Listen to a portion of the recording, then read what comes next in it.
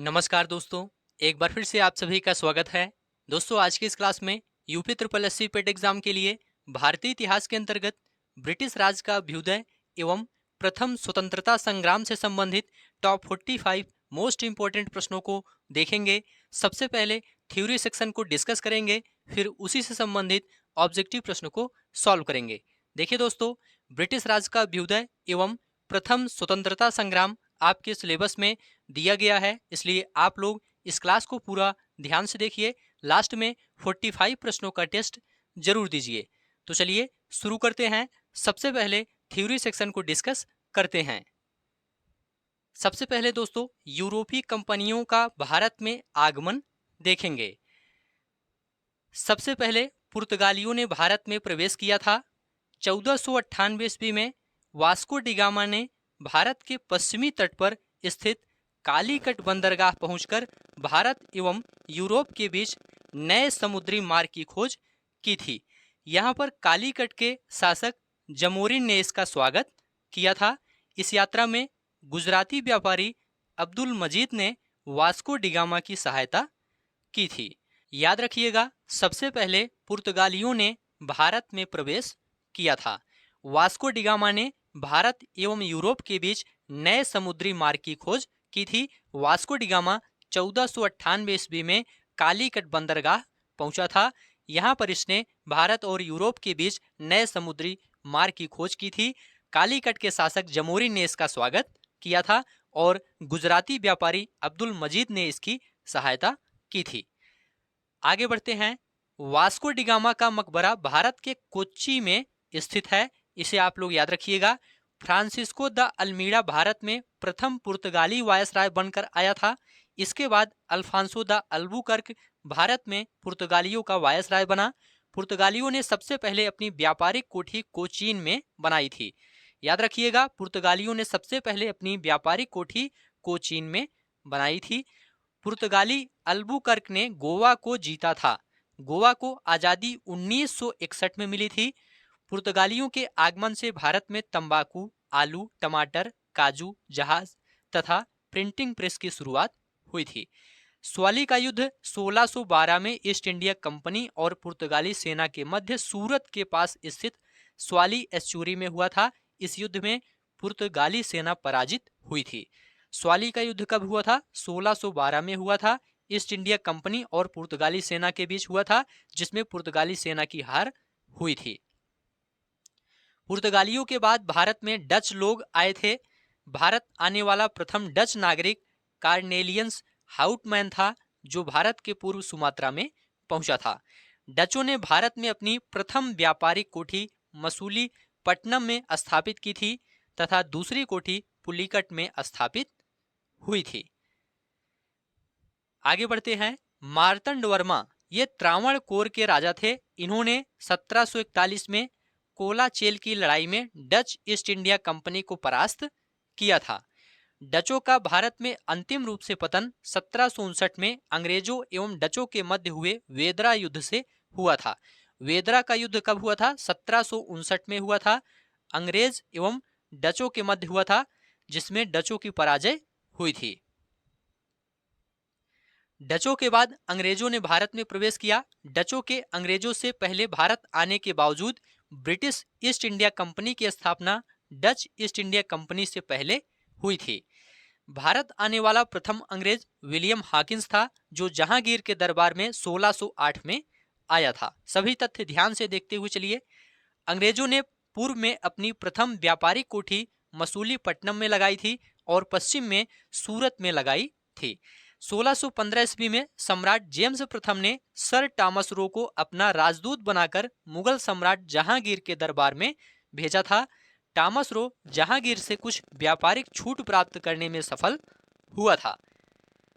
1760 में अंग्रेजों ने वांडीवास के युद्ध में फ्रांसीसियों को पराजित कर भारतीय व्यापार से बाहर कर दिया था। वांडीवास का युद्ध 1760 में हुआ था। फ्रांसीसी और अंग्रेजों के मध्य हुआ था, जिसमें अंग्रेजों की जीत हुई थी। अब यहां से ब्रिटिश राज की स्थापना के बारे में देखेंगे। अंग्रेजों ने सबसे पहले बंगाल को जीतने का प्रयास किया था। 23 जून 1757 को अंग्रेज सेनापति रॉबर्ट क्लाइव के नेतृत्व में प्लासी का युद्ध लड़ा। इस युद्ध में बंगाल के नवाब सिराजुद्दौला की हार हुई थी। देखिए दोस्तों, प्लासी का युद्ध 23 जून 1757 को हुआ था। रॉबर्ट क्लाइव के नेतृत्व में अंग्रेजों ने यह युद्ध लड़ा था और इस युद्ध में बंगाल के नवाब सिराजुद्दौला की हार हुई थी। इसके बाद अंग्रेजों ने 23 अक्टूबर 1764 को हेक्टर मुनरो के नेतृत्व में बक्सर का युद्ध लड़ा। इस युद्ध में मीर कासिम, अवध के नवाब शुजाउद्दौला, मुगल सम्राट शाह आलम द्वितीय को पराजित कर अंग्रेजों ने पूरे बंगाल पर कब्जा कर लिया था। देखिए दोस्तों, बक्सर का युद्ध 1764 में हुआ था। इस युद्ध के बाद इलाहाबाद की संधि हुई, जिसके अंतर्गत मुगल सम्राट शाह आलम द्वितीय ने बंगाल, बिहार, उड़ीसा के दीवानी अधिकार कंपनी को दे दिए। इसके बदले ईस्ट इंडिया कंपनी मुगल सम्राट को प्रतिवर्ष 26 लाख रुपए का भुगतान करने के लिए सहमत हुई थी। बक्सर के युद्ध के बाद अवध के नवाब ने इलाहाबाद और कड़ा को मुगल सम्राट को सौंप दिया, जो ब्रिटिश सैनिकों के संरक्षण के अंतर्गत आया था। इसके बाद अंग्रेजों ने मैसूर के सुल्तान और उसके पुत्र टीपू सुल्तान को युद्ध में पराजित कर मैसूर राज्य पर कब्जा कर लिया था। हैदर अली के नेतृत्व में मैसूर एक शक्तिशाली राज्य बनकर उभरा था। प्रथम आंग्ल मैसूर युद्ध में हैदर अली ने अंग्रेजों को पराजित किया था।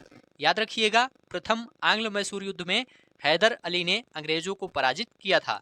द्वितीय आंग्ल मैसूर युद्ध में हैदर अली की मृत्यु के बाद उसके पुत्र टीपू सुल्तान ने उसका स्थान लिया था।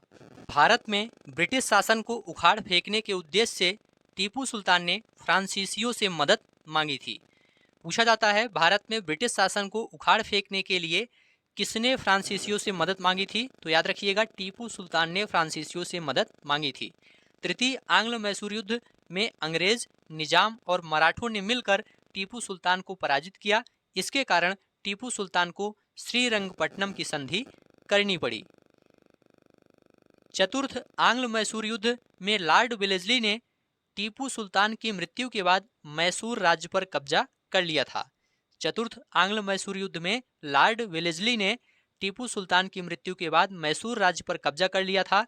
टीपू सुल्तान 1799 ईस्वी में चतुर्थ आंग्ल मैसूर युद्ध में अंग्रेजों से युद्ध करते हुए श्रीरंगपट्टनम में शहीद हो गए थे। टीपू सुल्तान और उनके पिता हैदर अली की कब्र श्रीरंगपट्टनम में स्थित है। यह मैसूर से 15 किलोमीटर दूरी पर स्थित है। टीपू सुल्तान को मैसूर का शेर कहा जाता है। एग्जाम में पूछा जाता है, मैसूर का शेर किसे कहा जाता है? तो याद रखिएगा, टीपू सुल्तान को मैसूर का शेर कहा जाता है। अन्य राज्यों पर फूट डालो राज करो की नीति से अंग्रेज पूरे भारत में फैल गए।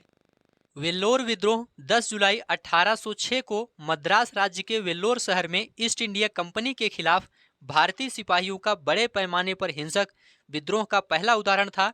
इस विद्रोह के दौरान विद्रोहियों ने वेल्लोर किले पर कब्जा कर लिया था। वेल्लोर विद्रोह 1806 को हुआ था। 1809 ईस्वी को अमृतसर की संधि राजा रणजीत सिंह तथा अंग्रेजों के मध्य हुई थी। याद रखिएगा, बंगाल का पहला गवर्नर जनरल वारेन हेस्टिंग्स था और भारत का पहला गवर्नर जनरल विलियम बेंटिक था। विलियम बेंटिक ने सती प्रथा पर रोक लगाई थी, इसे भी आप लोग याद रखिएगा। और लॉर्ड वेलेस्ली ने सहायक संधि की शुरुआत की थी। बंगाल के गवर्नर रॉबर्ट क्लाइव ने बंगाल में द्वैध शासन स्थापित किया था। किसने? रॉबर्ट क्लाइव ने बंगाल में अस्थायी बंदोबस्त के रूप में एक नई राजस्व पद्धति की शुरुआत लॉर्ड कॉर्नवालिस ने की थी। नई राजस्व पद्धति की शुरुआत किसने की थी? लॉर्ड कॉर्नवालिस ने की थी। चार्ल्स मेंटकाफ को प्रेस का मुक्तिदाता कहा जाता है। सभी तथ्य ध्यान से देखिए, इसी से संबंधित प्रश्न देखने को मिलेगा। लॉर्ड डलहौजी ने डॉक्ट्रिन ऑफ लैप्स व्यपगत का सिद्धांत अथवा राज्य हड़प नीति शुरू की थी। इसके द्वारा सतारा, जैतपुर, झांसी, संभल, उदयपुर, बघाट, नागपुर को ब्रिटिश साम्राज्य में मिला लिया गया था। लॉर्ड डलहौजी के शासनकाल में 1853 ईस्वी में मुंबई से ठाणे के बीच पहली रेलगाड़ी चलाई गई थी। 1853 में पहली रेलगाड़ी चलाई गई थी मुंबई से ठाणे के बीच में। किसके शासनकाल में? लॉर्ड डलहौजी के शासनकाल में। विधवा पुनर्विवाह अधिनियम 1856 ईस्वी में डलहौजी के शासनकाल में ही पारित हुआ था। डाक टिकट पहली बार इसी के शासनकाल में जारी किया गया था। शिक्षा संबंधी सुधारों के लिए डलहौजी ने 1854 के वुड डिस्पैच को लागू किया था। शिक्षा संबंधी सुधारों के लिए डलहौजी ने 1854 के वुड डिस्पैच को लागू किया था। सर जॉन शोर ने देशी रियासतों के आंतरिक मामलों में हस्तक्षेप की नीति अपनाई थी और लॉर्ड माउंटबेटन अंतिम ब्रिटिश वायसराय था और स्वतंत्र भारत का प्रथम गवर्नर जनरल लॉर्ड माउंटबेटन था। यहां से भी कई बार एग्जाम में प्रश्न पूछा गया है। स्वतंत्र भारत के प्रथम एवं अंतिम भारतीय गवर्नर जनरल चक्रवर्ती राजगोपालाचारी थे। चलिए आगे बढ़ते हैं। यहां से प्रथम स्वतंत्रता संग्राम के बारे में देखेंगे, उसके बाद ऑब्जेक्टिव प्रश्न को सॉल्व करेंगे। देखिए दोस्तों, 1857 के विद्रोह को प्रथम स्वतंत्रता संग्राम के नाम से जाना जाता है। 1857 की क्रांति के पीछे सामाजिक, सांस्कृतिक व तात्कालिक कारण जिम्मेदार थे। 1857 के विद्रोह का तत्कालीन कारण चर्बी लगे कारतूस थे। 1857 में अंग्रेजों ने पुरानी बंदूक ब्राउन बैस के स्थान पर नई इनफील्ड राइफल को प्रयोग करने का निर्णय लिया। इसके लिए जो कारतूस बनाए गए थे उन्हें राइफल में भरने से पहले मुंह से खोलना पड़ता था। इन कारतूसों में गाय और सुअर की चर्बी का प्रयोग किया गया था। यह चर्बी वाला कारतूस ही 1857 की क्रांति का तात्कालिक प्रमुख कारण बना था। 29 मार्च 1857 को मंगल पांडे नामक एक सैनिक ने 34वीं नेटिव इन्फेंट्री बैरकपुर छावनी में विद्रोह आरंभ किया था। बैरकपुर छावनी से विद्रोह आरंभ किया था। इसके फलस्वरूप 8 अप्रैल 1857 को मंगल पांडे को फांसी दे दी गई। 10 मई 1857 के दिन मेरठ की पैदल टुकड़ी के दिल्ली पहुंचते ही इस क्रांति की शुरुआत हुई थी। पामर्स्टन इस क्रांति के समय ब्रिटिश प्रधानमंत्री था। 1857 की क्रांति के समय भारत का गवर्नर जनरल लॉर्ड कैनिंग था। प्रथम स्वतंत्रता संग्राम की शुरुआत 10 मई 1857 को मेरठ से हुई थी। अब यहाँ पर दोस्तों 1857 की क्रांति के प्रमुख केंद्र देखेंगे, विद्रोही क्षेत्र और नेतृत्वकर्ता के बारे में देखेंगे। दिल्ली क्षेत्र की बात करें तो यहाँ पर बहादुर शाह जफर ने नेतृत्व किया था। 1857 की क्रांति का नेतृत्व बहादुर शाह जफर ने दिल्ली से किया था। कानपुर की बात करें तो यहाँ से नाना साहब और तात्या टोपे ने नेतृत्व किया था। लखनऊ से बेगम हजरत महल ने 1857 की क्रांति का नेतृत्व किया था। झांसी से रानी लक्ष्मीबाई ने नेतृत्व किया था। जगदीशपुर से कुंवर सिंह ने नेतृत्व किया था। बरेली से खान बहादुर खान ने नेतृत्व किया था। फैजाबाद से मौलवी अहमदुल्ला ने नेतृत्व किया था। इलाहाबाद से लियाकत अली ने नेतृत्व किया था। फतेहपुर से अजीमुल्ला ने नेतृत्व किया था। 1857 के विद्रोह के बाद भारत सरकार अधिनियम 1858 द्वारा ब्रिटिश क्राउन ने कंपनी से भारत पर शासन करने के सभी अधिकार वापस ले लिए और भारत का शासन सीधे ब्रिटिश क्राउन द्वारा भारत सचिव तथा 15 सदस्यों की एक परिषद द्वारा शासित किया जाने लगा। हीरोज ने लक्ष्मीबाई की वीरता से प्रभावित होकर कहा था कि क्रांतिकारियों में वह एक अकेली मर्द थी। रानी लक्ष्मीबाई की मृत्यु दोस्तों 1858 में हुई थी। रानी लक्ष्मीबाई का जन्म वाराणसी में एक ब्राह्मण परिवार में हुआ था। रानी लक्ष्मीबाई का विवाह 14 वर्ष की आयु में गंगाधर राव नेवालकर से हुआ था, जो झांसी के तत्कालीन महाराजा थे। रानी लक्ष्मीबाई का समाधि स्थल ग्वालियर में है। और याद रखिएगा, रामगढ़ की रानी अवंतीबाई लोधी ने अंग्रेजों के खिलाफ 4000 की सेना खड़ी की थी और नेतृत्व किया था। ये भारत के प्रथम स्वाधीनता संग्राम में महत्वपूर्ण भूमिका निभाने वाली प्रथम महिला शहीद वीरांगना थी। 1857 की क्रांति में रामगढ़ की रानी अवंतीबाई रेवांचल में मुक्ति आंदोलन की सूत्रधार थी। 1857 के विद्रोह के प्रसिद्ध क्रांतिकारियों में से एक तात्या टोपे को ब्रिटिश सरकार ने 1859 को शिवपुरी में फांसी दी थी। इनका मूल नाम आत्माराम पांडुरंग था। तात्या टोपे का मूल नाम क्या था? आत्माराम पांडुरंग था। ग्वालियर के सिंधिया, इंदौर के होलकर, हैदराबाद के निजाम, जोधपुर के राजा, भोपाल के नवाब, पटियाला के नवाब, कश्मीर के महाराजा ने 1857 के विद्रोह को कुचलने के लिए अंग्रेजों की सहायता किए थे। याद रखिएगा, ये सभी लोग 1857 के विद्रोह को कुचलने के लिए अंग्रेजों की सहायता किए थे। जॉन लॉरेंस, सीले, आरसी मजूमदार और सैयद अहमद खान जैसे विद्वानों ने 1857 की क्रांति को एक सिपाही विद्रोह बताया है। डिज़रायली ने इसे राष्ट्रीय विद्रोह की संज्ञा दी है। टी.आर. होम्स ने इसे बर्बरता तथा सभ्यता के बीच युद्ध कहा है। डलहौजी ने कुशासन का आरोप लगाकर अवध को ब्रिटिश साम्राज्य में मिला लिया था। इसे भी आप लोग याद रखिएगा। अस्थायी बंदोबस्त सबसे पहले बंगाल और बिहार में शुरू किया गया था। भारत में जनगणना की शुरुआत 1872 में लॉर्ड मेयो के कार्यकाल में हुई थी और भारत में नियमित जनगणना की शुरुआत 1881 में लॉर्ड रिपन के कार्यकाल में हुई थी। लॉर्ड वेलेस्ली की सहायक संधि को स्वीकार करने वाला प्रथम भारतीय शासक हैदराबाद का निजाम था। निजाम ने 1798 में लॉर्ड वेलेस्ली की सहायक संधि को स्वीकार किया था और मैसूर दूसरा राज्य था जिसने 1799 में इस संधि पर हस्ताक्षर किया था। भारत में पहला डाकघर 1764 में बॉम्बे में ब्रिटिश ईस्ट इंडिया कंपनी द्वारा स्थापित किया गया था।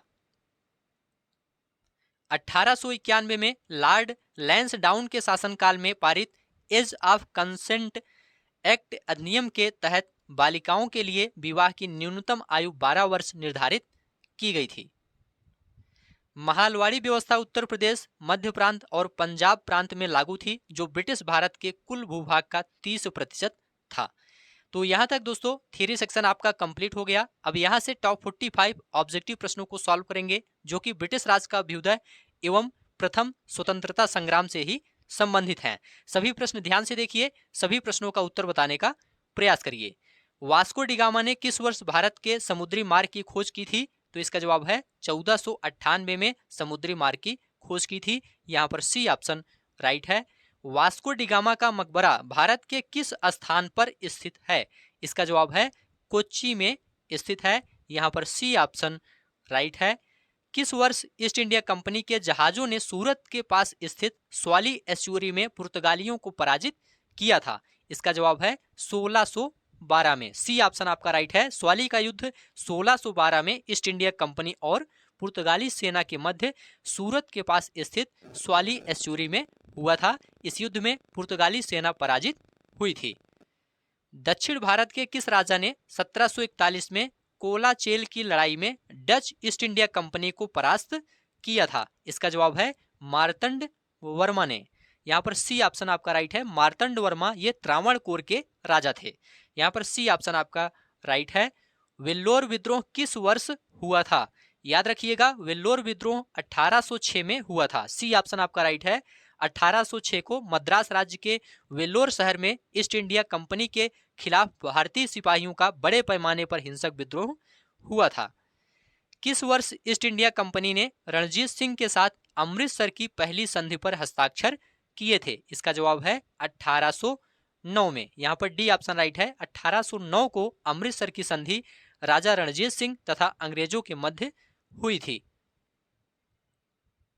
बक्सर के युद्ध के बाद ईस्ट इंडिया कंपनी मुगल सम्राट को प्रतिवर्ष कितने रुपए का भुगतान करने के लिए सहमत हुई थी? इसका जवाब है 26 लाख रुपए। प्रतिवर्ष 26 लाख रुपए का भुगतान करने के लिए सहमत हुई थी। यहाँ पर बी ऑप्शन राइट है। अगला प्रश्न है, भारत में काजू का प्रथम परिचय किन लोगों ने कराया था? इसका जवाब है पुर्तगालियों ने कराया था। यहाँ पर डी ऑप्शन राइट है। अगला प्रश्न है, बक्सर के युद्ध के बाद कहाँ के नवाब ने इलाहाबाद और कड़ा को मुगल सम्राट को सौंप दिया, जो ब्रिटिश सैनिकों के संरक्षण के अंतर्गत आया था? इसका जवाब है डी ऑप्शन अवध के नवाब ने। बक्सर के युद्ध के बाद अवध के नवाब ने इलाहाबाद और कड़ा को मुगल सम्राट को सौंप दिया, जो ब्रिटिश सैनिकों के संरक्षण के अंतर्गत आया था। यहाँ पर डी ऑप्शन राइट है। अगला प्रश्न है, सिराजुद्दौला किस युद्ध में अंग्रेजों से पराजित हुआ था? इसका जवाब है प्लासी के युद्ध में। यहाँ पर बी ऑप्शन राइट है। प्लासी का युद्ध 1757 में हुआ था। बक्सर का युद्ध कब हुआ था? बक्सर का युद्ध 1764 में हुआ था। किसके बीच? मीर कासिम शुजाउद्दौला एवं शाह आलम द्वितीय का त्रिगुट तथा अंग्रेजी सेना के बीच हुआ था, जिसमें अंग्रेजों की जीत हुई थी। ठीक है। वांडीवास का युद्ध कब हुआ था? वांडीवास का युद्ध दोस्तों 1760 में हुआ था। फ्रांसीसी एवं अंग्रेजी सेना के बीच हुआ था, जिसमें अंग्रेजों की विजय हुई थी। यहाँ पर बी ऑप्शन आपका राइट है। सिराजुद्दौला किस युद्ध में अंग्रेजों से पराजित हुआ था? तो प्लासी के युद्ध में अंग्रेजों से पराजित हुआ था। प्लासी का युद्ध कब हुआ था? 1757 में हुआ था। टीपू सुल्तान कहाँ का शासक था? देखिए दोस्तों, टीपू सुल्तान मैसूर का शासक था। यहाँ पर सी ऑप्शन राइट है। टीपू सुल्तान हैदर अली का पुत्र तथा मैसूर का शासक था। सी ऑप्शन राइट है। श्रीरंगपट्टनम का ऐतिहासिक शहर, जिसे टीपू सुल्तान और उसके पिता हैदर अली की कब्रों का घर माना जाता है, यह किस शहर से 15 किलोमीटर की दूरी पर स्थित है? तो याद रखिएगा, ये मैसूर शहर से 15 किलोमीटर की दूरी पर स्थित है। यहाँ पर सी ऑप्शन राइट है। अगला प्रश्न है, ब्रिटिश शासन को भारत से उखाड़ फेंकने के लिए इनमें से किसने फ्रांसीसियों से मदद मांगी थी? इसका जवाब है टीपू सुल्तान। टीपू सुल्तान ने फ्रांसीसियों से मदद मांगी थी। यहाँ पर डी ऑप्शन राइट है। अगला प्रश्न है, श्रीरंगपट्टनम की लड़ाई में अंग्रेजों ने किसे पराजित किया था? इसका जवाब है टीपू सुल्तान को पराजित किया था। श्रीरंगपट्टनम की लड़ाई में अंग्रेजों ने टीपू सुल्तान को पराजित किया था। यहाँ पर सी ऑप्शन राइट है। प्लासी की लड़ाई अंग्रेजों और किसके बीच लड़ी गई थी? इसका जवाब है सिराजुद्दौला के बीच लड़ी गई थी। प्लासी की लड़ाई अंग्रेजों और सिराजुद्दौला के बीच लड़ी गई थी। यहाँ पर ए ऑप्शन आपका राइट है। चलिए आगे बढ़ते हैं। प्लासी का युद्ध कब लड़ा गया था? इसका जवाब है दोस्तों 1757 को लड़ा गया था। यहाँ पर बी ऑप्शन राइट है। प्लासी का युद्ध 1757 को अंग्रेज सेनापति रॉबर्ट क्लाइव एवं बंगाल नवाब सिराजुद्दौला के मध्य हुआ था। इस युद्ध में अंग्रेजों की जीत हुई थी।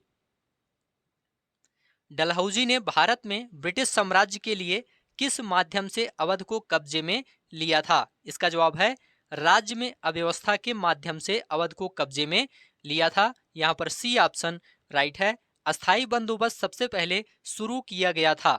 देखिए दोस्तों, अस्थाई बंदोबस्त सबसे पहले बंगाल और बिहार में शुरू किया गया था। यहाँ पर ए ऑप्शन राइट है। अगला प्रश्न है, इनमें से कौन हड़प नीति का कट्टर समर्थक था? इसका जवाब है लॉर्ड डलहौजी। ये हड़प नीति का कट्टर समर्थक था।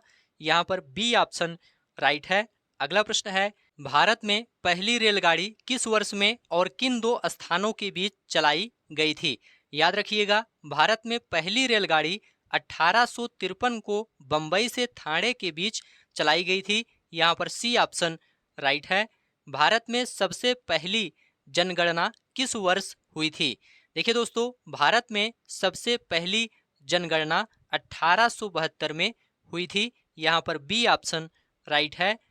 1866 को लंदन में ईस्ट इंडिया एसोसिएशन का गठन किसने किया था? देखिए दोस्तों, 1866 को लंदन में ईस्ट इंडिया एसोसिएशन का गठन दादा भाई नौरोजी ने किया था। यहाँ पर ए ऑप्शन राइट है। अगला प्रश्न है, निम्न में से कौन सा दूसरा प्रांत था जिसने सहायक संधि को स्वीकार किया था?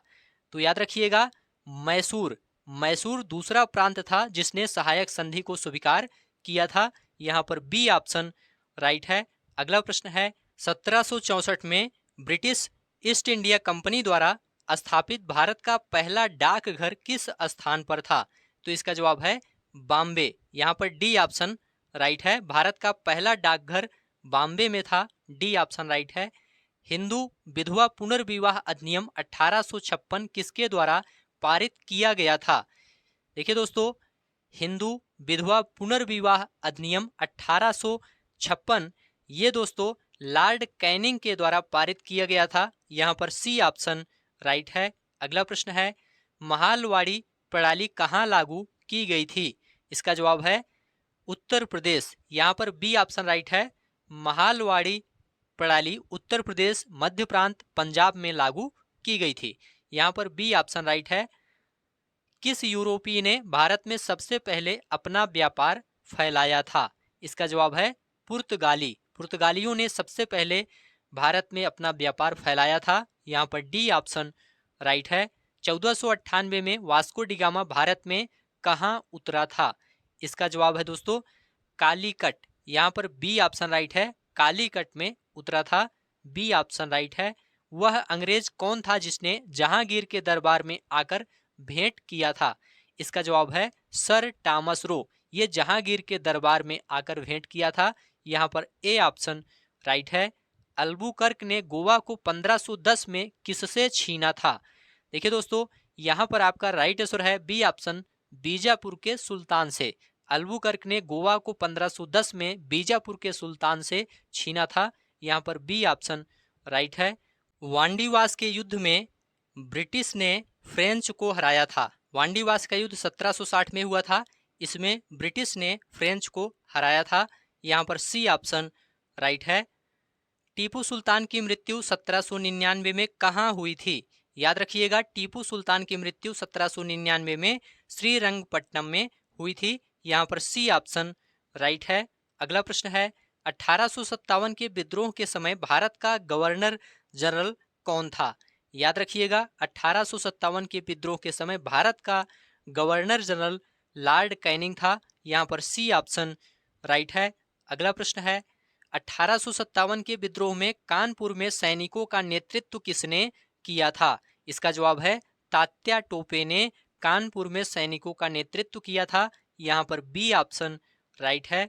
अगला प्रश्न है बेगम हजरत महल ने 1857 के विद्रोह का नेतृत्व किस शहर से किया था? इसका जवाब है लखनऊ से किया था। बेगम हजरत महल ने 1857 के विद्रोह का नेतृत्व लखनऊ शहर से किया था। यहाँ पर ए ऑप्शन राइट है। अगला प्रश्न है 1857 के बरेली विद्रोह का नेता कौन था? देखिए दोस्तों, 1857 के बरेली विद्रोह का नेता खान बहादुर थे। यहाँ पर ए ऑप्शन राइट है। अगला प्रश्न है 1857 के विद्रोह का नेतृत्व बिहार में किसने किया था? इसका जवाब है 1857 के विद्रोह का नेतृत्व बिहार में कुंवर सिंह ने किया था। यहाँ पर बी ऑप्शन राइट है। तात्या टोपे का मूल नाम क्या था? देखिए दोस्तों, तात्या टोपे का मूल नाम रामचंद्र पांडुरंग था। यहाँ पर डी ऑप्शन राइट है। किसके द्वारा 1857 की क्रांति की शुरुआत की गई थी? इसका जवाब है सिपाहियों के द्वारा 1857 की क्रांति की शुरुआत की गई थी। यहाँ पर ए ऑप्शन राइट है। 1857 के विद्रोह का परिणाम क्या था? देखिए दोस्तों, 1857 के विद्रोह का परिणाम यह था कि ईस्ट इंडिया कंपनी की शक्तियों को ब्रिटिश क्राउन में हस्तांतरित कर दिया गया था। यहाँ पर ए ऑप्शन राइट है। मंगल पांडे कहाँ के विप्लव से जुड़े थे? याद रखिएगा, मंगल पांडे बैरकपुर विप्लव से जुड़े थे। यहाँ पर ए ऑप्शन राइट है। मेरठ छावनी में 1857 के सैनिक विद्रोह की शुरुआत कब हुई थी? इसका जवाब है 10 मई 1857 को हुई थी। यहाँ पर सी ऑप्शन राइट है। अगला प्रश्न है किसने 1857 के विद्रोह को दबाने के लिए अंग्रेजों को सहायता प्रदान नहीं की थी? तो यहाँ पर दोस्तों आपका बी ऑप्शन राइट है, अवध की बेगम हजरत महल।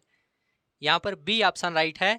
अवध की बेगम हजरत महल ने 1857 के विद्रोह को दबाने के लिए अंग्रेजों को सहायता प्रदान नहीं की थी।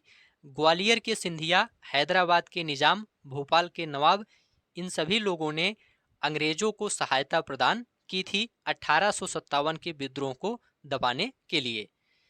1857 के विद्रोह के प्रसिद्ध नेता तात्या टोपे को फांसी कहाँ पर दी गई थी? देखिए दोस्तों, तात्या टोपे को शिवपुरी में फांसी दी गई थी। यहाँ पर बी ऑप्शन राइट है। अगला प्रश्न है बंगाल का पहला गवर्नर जनरल कौन था? याद रखिएगा, बंगाल का पहला गवर्नर जनरल वारेन हेस्टिंग्स था। यहाँ पर ए ऑप्शन राइट है। भारत का पहला गवर्नर जनरल कौन था? तो इसका जवाब है दोस्तों A option, Lord William Bentinck. ये भारत का पहला गवर्नर जनरल था। यहाँ पर ए ऑप्शन राइट है। तो इस प्रकार से आज की यह क्लास यहीं पर समाप्त होती है। ये सभी प्रश्न आपके एग्जाम के लिए काफ़ी ज़्यादा इम्पोर्टेंट है। उम्मीद है यह क्लास आपको अच्छा लगा है। तो चैनल को सब्सक्राइब करिए, दोस्तों में शेयर करिए और कमेंट में लिखकर जरूर बताइए।